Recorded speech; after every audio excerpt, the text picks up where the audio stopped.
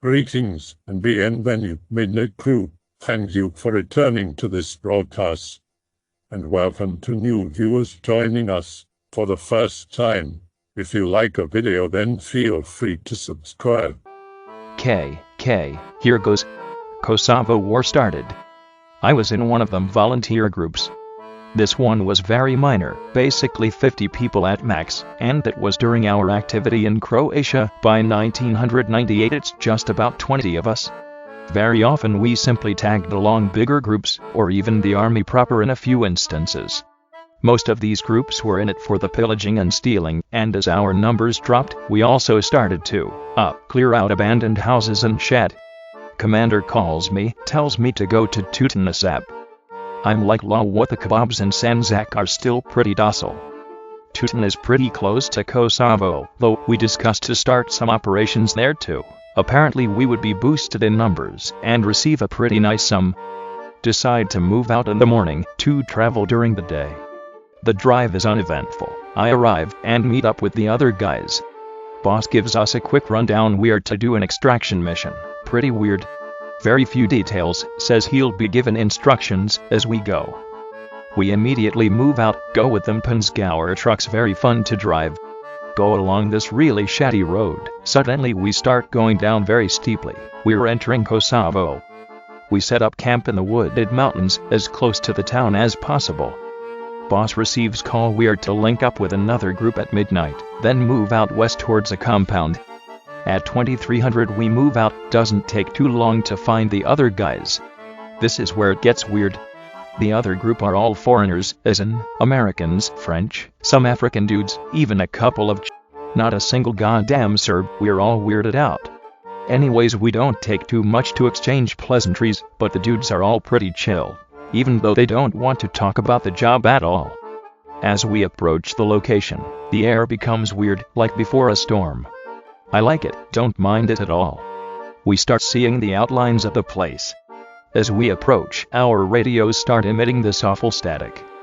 It's way too loud. We stop to adjust, so if there are patrols around the compound they don't hear the damned noise. All the frequencies are fucked, except one. And it broadcasts some weird, very deep hum or buzz, and I swear there was some sort of breathing that was wrong in the background. At every few seconds it would then play a loud blurping sound. It makes our hair stand on end and irritates the hell out of it, so we agree to shut down our radios. We get to the compound, the fence is all rusted off and broken. It's some sort of military installation, new in construction, but somehow aged way too fast. Walls all covered in moss, grass growing out of cracks and that. Suddenly the other group's commander, let's call him Boss 2, stops us. Possible contact. Soon I see two. One dude in UCK Kosovo Liberation Army uniform, standing in front of this blast door, in darkness. Obviously sees us, does nothing. Not even armed. Boss 2 says to not shoot him, they need all of them alive. We're disappointed, but apparently we're gonna get big cash for this. They move towards the dude, put a bag over his head. Albo doesn't say a word, not even move a muscle. Everyone is weirded out, including some of the foreigners. We go inside. As soon as we walk through the blast door, the smell starts. It's a very disgusting smell, like rust, with a tinge of public toilet that wasn't cleaned for decades. It's a long, dimly lit tunnel. The deeper we go, we realize that there are some sounds in the distance. Weird sounds, very alien, some kind of organic squeaking combined with machinery and clanking. We reach the end of the tunnel, a tiny room that splits in two narrow staircases, like those on boats. The wall of the room is covered in some paint, but it's just random bullshit. We move downstairs, the staircases just converge in a bigger hall. The hall is fenced off, and lights don't work, only one.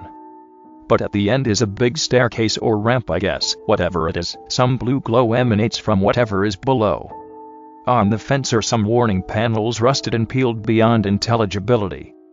The Albos seem to have stumbled upon this, though a yellowed piece of paper is stuck to one of the panels and a warning scribbled on it in Albanian.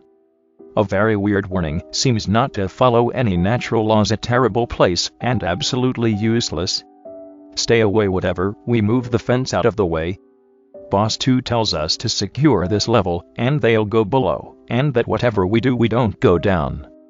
Oh come on, all the goodies are on the bottom probably. But the dude said it in a rather serious way, as if there was some sort of danger. We move out to secure all the rooms. The rooms are covered in creepy drawings. Like, nothing specific was drawn, but the patterns were off-putting for some reason. Suddenly a very loud bang, we all collectively shat bricks. Some dude shouts it's fine from the level below. Suddenly the lights start working properly, flashlights unneeded. And a nice surprise, an unnoticed, well-decomposed body in the corner. Uniform, yet again. The dude they are holding bagged up somehow knows we noticed. The instant we mention body he starts jittering. One of us emerges from the hallway, tells us that they fixed the radios, goes below once again. Nice MP4. We then realize the background noise has changed. Instead of the machine sounds, it's now wind. A light breeze comes out of the lower hallway, carries the smell, making it even worse. It's fresher. In a moment, the atmosphere changes, the air becomes extremely heavy. Our ears start ringing. Albo gets extremely agitated, breaks free, jumps down the stairs on all fours like a goddamn cheetah. Bag on head didn't affect him at all. We radioed to the other guys what happened. Suddenly screeching. Not normal screeching, this one is a deep one, kinda like them Russian tourists, with deep voices, but retarded. Boss 2 seems merely annoyed on the radio. Whatever it was, they start shooting. A lot. We're getting edgy out here, want to go below. Shooting stops, they say to stay up, everything is under control. I go into one of the rooms. They are trashed, nothing worth taking. See a piece of paper on the floor. Pick it up, turn it around. It's from a calendar. It's a small torn piece. Disregard it, then it hits me. The year on it starts with 2. As in, 2000 and something. I show it to the rest of the dudes. We're now at maximum spook levels. The radio comes on again. Boss 2 says they're finishing up. A terrible buzz and what seems to be distant breathing is in the background. The glow from the staircase starts changing, growing weaker then stronger. The dudes run up, say to haul ass. In the entry tunnel we start hearing what seems to be thousands whispering at the same time. Run out of the fricking thing. Some kind of dark, quadrupedal figure is in front. Weird, insect-like, elbows forwards, knees backwards, stance. Boss 2 says to open fire. All of us, there were like 20 dudes in the other group, making the total count about 30, shoot it. Screaming, then these weird whispery grunting and hissing sounds. Stops approaching us, now chaotically flailing on the ground. Moves to one of the lights, the outside one seemed to have been activated too. It's totally black, like Vanta black. At this point we emptied enough bullets to kill a small village into it. Thrashing around on the ground, but so extremely it's like a fucking bugged ragdoll in a video game. Weird gross sounds, then suddenly with a very quiet pop it covers us in neon goddamn blue blood and goop. It's some toxic shit. His is it, boys. Our vision goes to black and white. Ears ringing, but in a weird manner. We turn around to the bunker. Glow coming out from the door, inside a weird pattern. See a silhouette of something that is very much not human, but tries to be slowly limp towards the blast door. Boss 2 screams to blow it up. Above the bunker is some sort of pitch black orb with 2 tentacles, one thinner than the other, running straight down into the bunker. One of the dudes, a Frenchie, pulls out a button and presses it.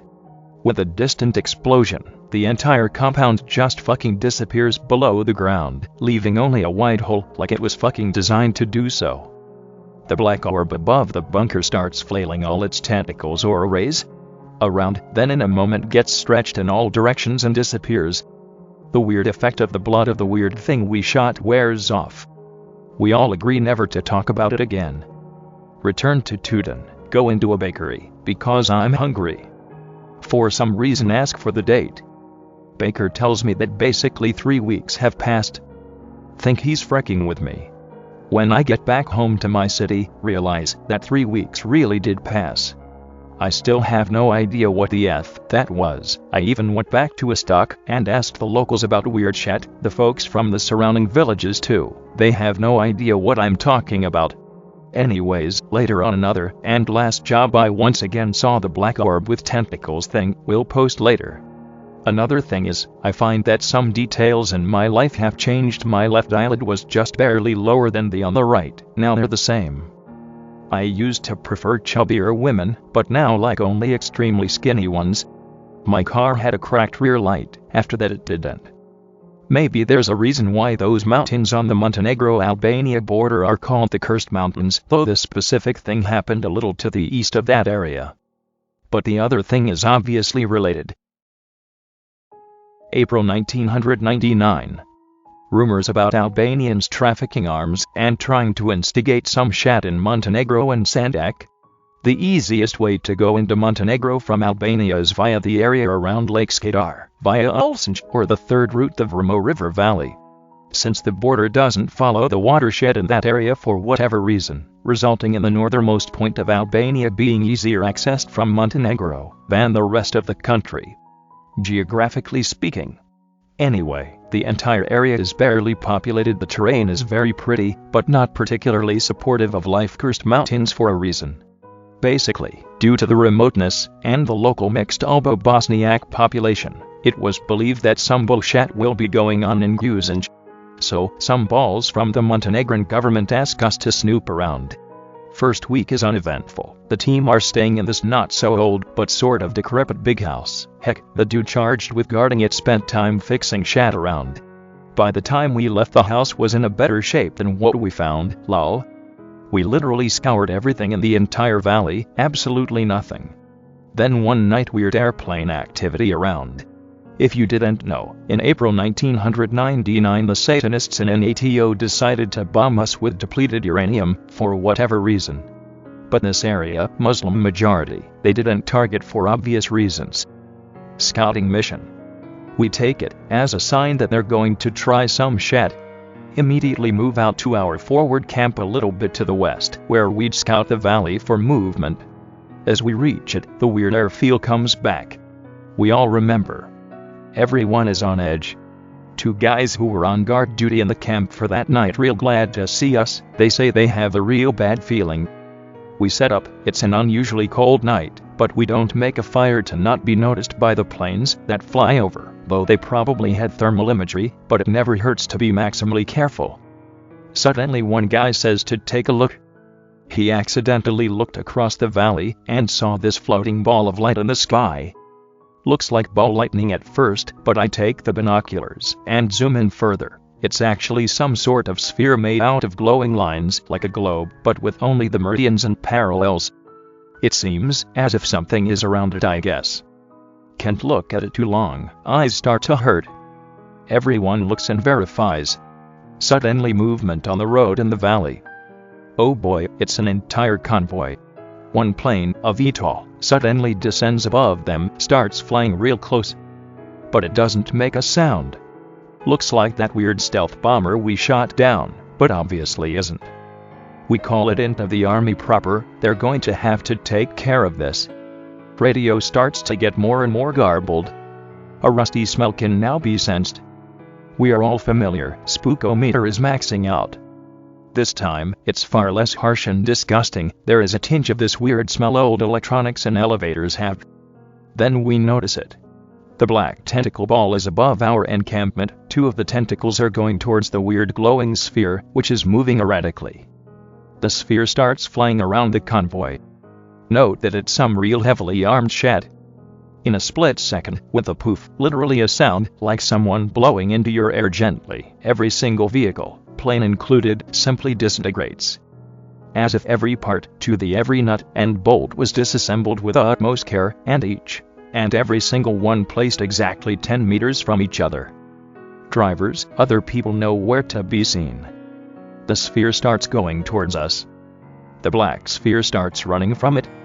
At the top of the ridgeline we see the glowing sphere touching the black one. Both are distorted heavily, then disappear with a weird, deep buzz. Radio it into the army proper. They're stationed near, must have seen it. They claim they saw nothing. In the morning we investigated the location of the convoy. Lo and behold, there were metal pieces everywhere. Maybe I should ask our former leader if he learned anything about this shit. I hope that you enjoyed tonight's broadcast. If you enjoyed tonight's story, then please subscribe to the channel as more green texts will appear daily. A new broadcast will appear when the clock strikes midnight Central Time.